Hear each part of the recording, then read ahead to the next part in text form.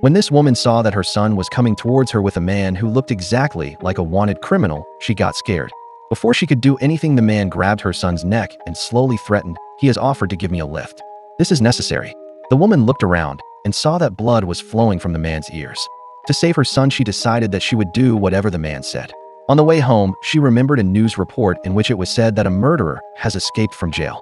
Even when a police car was on the way, she did not dare to say anything. But when they reached home, as the man had said, Frank did not attack her, but he fell on a chair tiredly. He had a strange peace and softness in his eyes. Frank explained to the woman and son that he was not violent. He is not a bad person and will not harm them. He said that he just wanted a place to stay for the night, and she did not want to be accused of hiding a criminal. Frank tied Kate loose from a chair.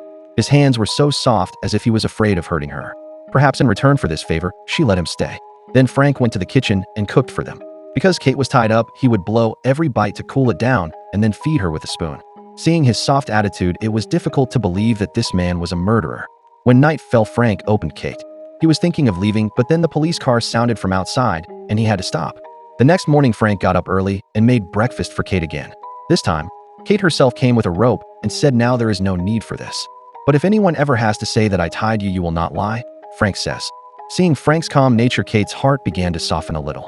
Frank began to help with the small chores of the house. He changed the oil of the car, cut the wood for the winter, cleaned the house, and even taught Parker how to play the baseball. He had a serious voice and a sense of belonging, just like Parker had always wanted from a father. Kate watched all this, and her heart began to change slowly. This man is not as bad as she thought. When Kate sewed Frank's pant with love, Frank saw the mark on his foot and asked about it.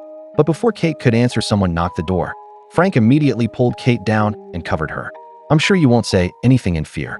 When Parker opened the door, there was a neighbor who had come to give him food. The neighbor warned that a murderer was roaming around and told him to be careful. Parker made some excuse and sent him away. Frank felt at that moment that he has won Parker's trust. He praised him with pride in a fatherly voice. Kate felt the same way. There was a sense of uneasiness in her heart.